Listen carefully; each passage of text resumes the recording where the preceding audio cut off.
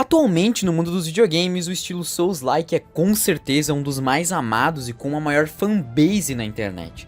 Mas você já parou para se perguntar por que esse tipo de jogo é tão popular? O que torna ele tão diferente e único? Qual o impacto que ele teve e vem tendo na indústria, influenciando diversos jogos e franquias? E o Elden Ring? O jogo mais premiado de todos os tempos, será que ele é tudo isso mesmo? Eu tenho uma opinião um pouco diferente do que a maioria das pessoas quanto a esse game. É sobre isso e tudo mais que você vai ver neste vídeo. Eu sou o Vitor Bruno e sejam bem-vindos a mais um vídeo do nosso canal.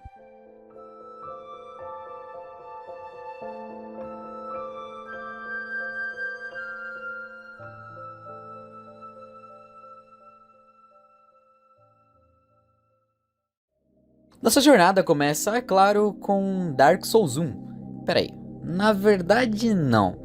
Ela começa com a From Software junto com a Sony tentando fazer uma nova IP chamada Demon Souls. Demon Souls é tecnicamente o primeiro jogo da série lançado, lá em 2009, somente para PS3.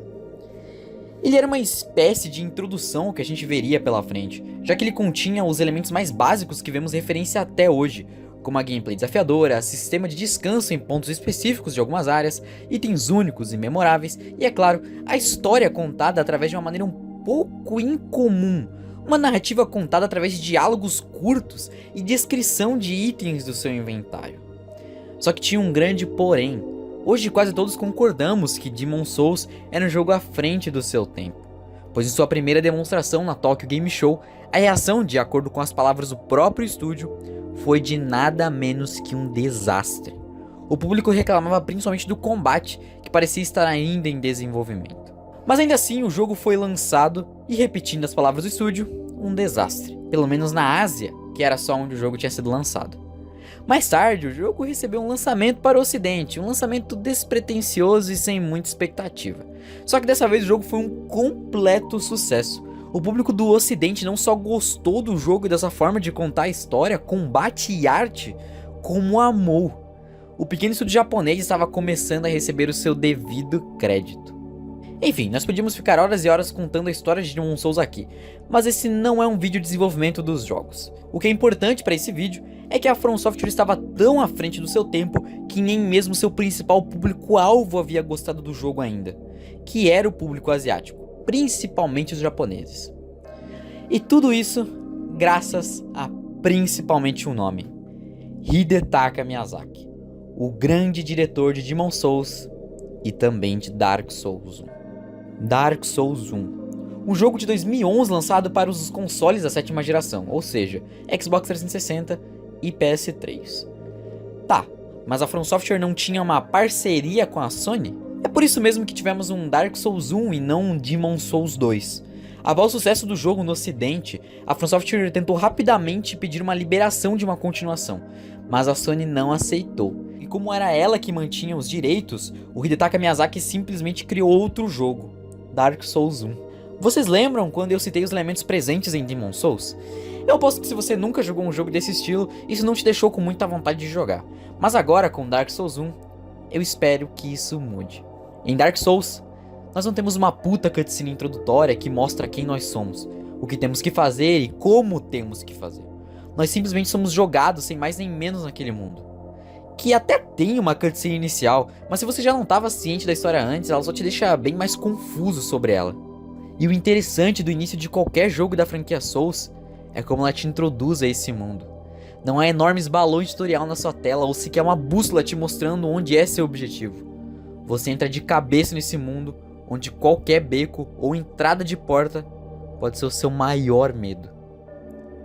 Mas antes de comentarmos sobre o level design, que pra mim é o principal ponto do jogo, vamos falar do sistema de gameplay dele, o que fez os japoneses não gostarem de Demon Souls. Apesar de Dark Souls ser um RPG, ele não é um RPG de turno. Ele se enquadra na categoria Action RPG, ou seja, ele não é como Final Fantasy da vida, e sim seu combate é em tempo real. Cada inimigo derrotado dropa um número de almas, entre aspas, que de acordo com o Souls-like o nome muda, mas o princípio é o mesmo. Upar o seu personagem, armas, escudos, armaduras e muito mais. E é claro que de acordo com a dificuldade do inimigo, o maior número de almas ele vai dropar. E além do sistema de almas, na série Souls as fogueiras, provavelmente o maior símbolo visual do jogo. Elas servem principalmente como ponto de checkpoint, ou seja, quando você morrer, você vai sempre voltar e spawnar em uma fogueira. Tá, mas e os bosses? Bom, os bosses são os pontos mais memoráveis para a maioria das pessoas. Em Dark Souls 1, o mais interessante é que a maioria dos bosses são únicos e dificilmente você vai confundir um com o outro. Não só por a aparência do boss ser única, mas por sua trilha sonora, que pode ser épica ou uma trilha dramática te mostrando onde foi que ele chegou. Ou até mesmo a área e a luta e a sua forma de derrotar ser única. O player mata o boss do jeito que ele bem entender. Se você quer ser um maguinho chato e ficar de longe, você pode. Se você quiser ser o mais tryhard e matar com uma arma fraca, você pode.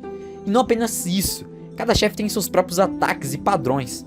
E padrões esses que você vai ter que pegar para matar cada um deles. Porque se depender de sorte, você não passa nem do segundo boss do jogo.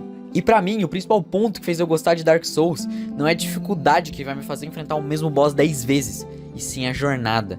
A jornada que eu vou percorrer até chegar naquele boss, cada cenário, cada monstro, cada fogueira.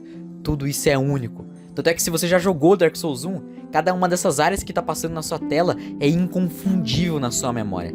A forma como cada uma delas foi desenvolvida é simplesmente excelente e tem a sua forma única de explorar, que aliás te recompensa por isso. Se você é um player cagão e só vai pra jornada principal, você acaba perdendo boa parte da experiência do jogo, que é explorar cada canto do mapa, para encontrar ou as mais variadas traps, ou o maior dos tesouros. Vamos falar sobre a história. Tal como a minha intenção com esse vídeo é dar um mínimo de spoiler sobre qualquer coisa, eu não vou entrar em muitos detalhes. E apesar da história, como eu disse, não ser contada de uma maneira convencional, ela está presente no jogo através de textos em itens escondidos. E isso não torna a narrativa menos interessante, só a torna mais curiosa, pois é como se tudo fosse um grande quebra-cabeça e você vai ao longo do tempo juntando as peças e montando ele. Talvez um dos pontos que mais afasta os jogadores atuais ao olhar para esse jogo é a estética. Dark Souls 1 foi sim considerado para a época em que foi lançado um jogo bonito. Claro que para os grandes AAA que vemos hoje na indústria, ele peca um pouco, principalmente comparando ele com Dark Souls 3, por exemplo. Mas mesmo assim, podemos pegar algumas paisagens desse jogo e elogiar sua grande e bela direção de arte. Dificuldade. Nisso eu não preciso nem ser bem específico. Todo mundo já sabe que Dark Souls é um jogo difícil. Mas onde se encontra o desafio? A maioria acredita que são os bosses, mas eu posso te afirmar que sem dúvida que isso é só um dos fatores que torna o jogo difícil. Mas o principal é o medo. Sim, o medo. O medo de morrer e perder todas as suas almas. Lembram que eu citei anteriormente que existem as fogueiras? Então, se você não chegar em alguma fogueira e morrer, suas almas vão ficar no local da sua morte. E você vai ter que voltar para buscar. E se você morrer de novo, já era. Perdeu tudo. Lá se vai as 100 mil almas que você ganhou matando sei lá que boss. Anteriormente, eu citei a exploração como um elemento bastante presente no jogo. Mas muitas vezes isso pode ser mais difícil do que parece, pois muitas áreas são fechadas e com muitos caminhos, e às vezes lotadas de inimigos, fazendo o player se confundir facilmente. Ou até mesmo áreas sendo difícil de explorar mesmo, como esse lugar desgraçado do jogo que tem veneno em todo lugar. Tá, então, Dark Souls 1 é um jogo perfeito. Não, na verdade longe disso. Dark Souls, como qualquer jogo, tem suas falhas, e algumas delas incomodam bastante. E uma delas é a sua gameplay datada. Lembrando que é quase impossível de comparar Dark Souls 1 com Elden Ring, por exemplo. É claro que o combate de Elden Ring vai ser mais fluido e dinâmico, mas acho que até mesmo pra época ele era um pouco truncado. Apesar disso, o combate do jogo funciona até hoje e é questão de costume. Você só vai passar alguns momentos de raiva com ele. Outro aspecto que vai incomodar um pouco são os bugs, que apesar do 1 ser o Souls que eu menos presenciei falhas do tipo, ainda tem alguns pontos que incomodam bastante, como a hitbox de alguns bosses ser completamente quebrada. E por último, e provavelmente o principal fator que incomoda muita gente, é o fator frustração. Bom, como eu disse, o jogo tem a sua dificuldade como um dos seus principais atrativos pra galera. E certamente vai fazer os jogadores passar por um momento de rage por perder suas almas ou morrer de um jeito idiota. E ter que fazer o mesmo caminho umas 15 vezes. Mas na minha opinião, isso não é uma falha absurda do jogo. Até porque ele faz isso de uma maneira proposital. Para o jogador aprender como a área, o inimigo ou o boss funciona e sair com um conhecimento novo. E sempre a sensação de que você conseguiu passar por certa área vai ser incrível. Não porque foi sorte, e sim porque foi culpa sua, por sua causa, do seu aprendizado e experiências jogando o jogo. Beleza, mas e os outros Souls-like? Então, a maioria dos aspectos que eu citei aqui se encaixam para quase todos os outros jogos. Mas mesmo assim, eu vou dar uma passada nos principais deles, citando os principais pontos de cada um. Apesar de ser provavelmente o Souls mais odiado, Dark Souls 2 é um ótimo jogo. Disso nós não podemos negar. Inclusive ele melhora em diversos pontos Dark Souls 1, deixando pontos que não eram tão interessantes assim no seu antecessor, de fato interessantes. O primeiro é a estética. De forma visual, quase todos os ambientes de Dark Souls 2 são mais bonitos do que do Dark Souls 1. De forma quase unânime, como o grande castelo de Drangleic, por exemplo. Todas as áreas se encontram muito mais detalhadas e com uma variedade maior de inimigos. Inimigos esses que na verdade são até um problema, mas eu já vou falar sobre isso. Outro aspecto que Dark Souls 2 melhora, e muito, são as armas, armaduras, itens e anéis. Todos esses são muito mais criativos nesse jogo, com funções variadas, incluindo até mesmo formas variadas de acessar novas áreas, e isso é muito bem feito nesse jogo. Mas não é só de flores que vive Dark Souls 2. Na verdade, os inimigos que eu citei anteriormente, pra mim pelo menos, são os maiores problemas desse jogo, pois em sua grande maioria não são nada marcantes. E o seu número, diferente do seu antecessor, chega a ser completamente frustrante. Eles aumentaram em muito o número de inimigos básicos do jogo, o que deixa muitas áreas extremamente chatas e nada recompensadoras de explorar. Como eu disse antes, um dos aspectos mais marcantes de Dark Souls 1 são os bosses, e nesse jogo isso na verdade é uma grande falha. Eu até mesmo não consigo lembrar de uns 5 bosses do jogo, enquanto eu lembro de quase todos do Dark Souls 1. E isso se deve em grande parte pelos seus designs que são bem pouco criativos e que não marcam muito. Inclusive os chefes em si eles são em grande maioria muito fáceis. E nos poucos momentos que são difíceis, não são por causa deles, e sim por conta do jogo ter uma hitbox mais quebrada do que o normal. E muitos apontam essa falha, e algumas outras do jogo, a falta de presença do grande Hidetaka Miyazaki, que nem dirigiu o Dark Souls 2. E eu até acredito nisso, pois até a história do jogo não é tão interessante como a do primeiro. Mas em contrapartida, as DLCs desse jogo são muito boas, tendo provavelmente os bosses mais marcantes desse jogo.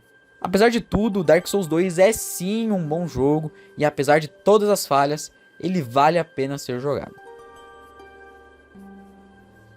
E depois da From Software levar algumas duras críticas com Dark Souls 2, no 3 as coisas fluem de uma maneira completamente diferente. Eles decidiram fazer algo mais parecido com o primeiro, lembrando inclusive algumas áreas dentro do jogo. Dark Souls 3 é o favorito de muita gente por evoluir os elementos bons que vemos em Dark Souls 1 e 2 e ao mesmo tempo eliminar a maior parte dos seus problemas, como a clara falta de inspiração no design dos bosses de Dark Souls 2, que aqui, sinceramente, vem em peso e altamente memoráveis. Dark Souls 3 é de longe o jogo com a gameplay mais fluida da série, além de ter sim bosses marcantes e sua estética ser impecável. Com certeza Dark Souls 3 é o mais bonito da franquia. Apesar de tudo isso, ele também tem alguns pequenos problemas, menores, mas ainda assim problemas. E um exemplo disso é o número de fogueiras do jogo ser ridículo de grande, facilitando e muito a vida do jogador, deixando o jogo com menos sensação de perigo. Mas ainda assim, suas falhas são poucas e irrelevantes para a experiência de um bom jogo, tornando Dark Souls 3 um dos melhores Souls-like de todos os tempos. Bom, parece que a From Software gosta de fazer um bom jogo para a Sony, porque depois de 6 anos de Demon's Souls, eles voltam a fazer uma parceria e lançam Bloodborne, uma experiência completamente diferente de qualquer Souls. Se Dark Souls tinha uma estética medieval com seus simbolismos como o fogo e a luz, Bloodborne é baseado na era vitoriana com uma estética gótica absurda de linda, além das claras inspirações de H.P. Lovecraft. E apesar de seu sistema de gameplay ser bastante semelhante a Dark Souls, aqui temos mudanças significativas, principalmente no modo de lutar, sendo bem mais agressivo. E as armas e equipamentos do jogo sendo bem mais escassos, focando muito mais nos seus upgrades. E a história aqui ela é bem diferente, ela é verdadeiramente contada, deixando pelo menos pra mim, que não gosto tanto assim da forma de Dark Souls, muito mais interessante. Mas não confunda, ela ainda é deixado muitos pontos em aberto e lembra sim a forma de Dark Souls. Pra mim, Bloodborne é o melhor Souls-like tecnicamente falando. Seus bosses, sua estética, trilha sonora, level design são um ápice que teremos no gênero. Um jogo absolutamente incrível e uma experiência inesquecível de jogar. E o grande vencedor do GOTY de 2019, Sekiro Shadows Die Twice. Bom, é o Souls-like que eu menos joguei e, coincidência ou não, também é o mais difícil deles. Aqui vemos um ponto bem interessante. Sekiro é o Souls-like mais diferente da série, com mecânicas completamente únicas que o diferem de qualquer outro jogo da From Software. Um exemplo sendo principalmente a mecânica de parry, que é muito mais presente aqui. Bom, ele se passa no Japão feudal e foca principalmente nos samurais. A história de Sekiro, diferente de Dark Souls, é contada mais diretamente, sendo mais direta ainda que o próprio Bloodborne. Mas apesar de tudo isso, o jogo tem alguns elementos que o tiram um pouco do Souls-like, por isso ele divide mais opiniões entre os maiores fãs da saga. Mas como todos, ele também é um ótimo jogo e um extremo desafio para os players mais hardcores. Agora vamos falar sobre o elefante na sala, o mais recente jogo da From Software, o vencedor do GOTY 2022, Elden Ring. Primeiro eu vou deixar bem claro que eu não zerei Elden Ring, tenho em torno de umas 30 horas de jogo, e sim, ele é o mais fluido, ele é o que tem os gráficos mais bonitos, sua ambientação é boa e atraente, mas pelo menos pra mim, é o pior Souls-like da From Software. Não porque ele tem 1 milhão de falhas, e sim porque ele repete exatamente as mesmas coisas que vemos em Dark Souls e Bloodborne. Ele é só um jogo com uma skin diferente em um mundo aberto. Mas não me entendam mal, ele não é um jogo ruim. Pelo contrário, o jogo é ótimo. Só que pra mim, ele peca em inovar. Ah, mas tem as artes marciais e não sei mais o que lá. Não, tudo bem, eu sei que tem algumas mecânicas novas, como o stealth, por exemplo. Só que ao mesmo tempo, o seu level design e gameplay, quando eu tava no meio do jogo, me fizeram pensar: eu estou jogando o mesmo jogo de novo. Era como uma espécie de déjà vu. E isso foi o que me afastou significativamente desse jogo. Inclusive, se pegarmos jogos como Nioh, Mortal Shell e até mesmo a saga Star Wars Jedi, eles são jogos extremamente Souls-like, mas eles têm características que os tornam únicos. E depois de jogar Elden Ring, eu te pergunto, qual a característica que torna Elden Ring único? Pelo menos eu não a vejo. E é por isso que pra mim não é um jogo tão atraente assim. É só mais um repeteco do mesmo. Mas se você vai iniciar no Souls-like, é um ótimo jogo pra isso. Você com certeza vai se divertir e gostar do jogo, até porque sua dificuldade é reduzida especialmente para pegar uma galera e trazer pro Souls-like, já que muitos consideravam a dificuldade uma barreira para iniciar na série. Mas não me entendo mal, o jogo ainda assim é difícil. Mas enfim, essa é a minha opinião sobre Elden Ring. Se você discorda e acha que eu tô doidão, deixa aí nos comentários. Lembre que é sempre bom ter respeito, hein? Tá, mas eu citei todos os jogos Souls-like da From Software aqui com um único ponto. Eles moldaram esse gênero, até por isso que o nome do gênero é Souls-like. E cada vez vemos mais jogos se inspirando neles, e pra mim, o mais importante, pegando essas características e as tornando do próprio jogo. Como eu citei anteriormente, como Star Wars Jedi, por exemplo. E isso é absolutamente incrível. Vemos jogos novos nascendo simplesmente pelo fato de terem existido Demon Souls e Dark Souls. E cada um trata essa inspiração da sua própria forma. E é por isso que devemos agradecer a Dark Souls e a From Software. É óbvio que ao longo dessa jornada temos alguns erros e falhas, mas também temos excelentes experiências que muitas vezes nos trazem muitas mensagens de vida, como não desistir e sempre seguir em frente. E dito tudo isso, obrigado Dark Souls. Bom, e é isso. Muito obrigado a todo mundo que assistiu. Eu queria agradecer especificamente uma galera aqui que me ajudou na construção desse vídeo, como a Anne, o Ronan, a Alisson, William, enfim, muito obrigado a toda essa galera aí que me ajudou a construir esse roteiro. Deixa o like, por favor, inscreva-se no canal que vai ajudar bastante, porque esse vídeo deu muito e muito trabalho. E é isso, até mais. Tchau, tchau.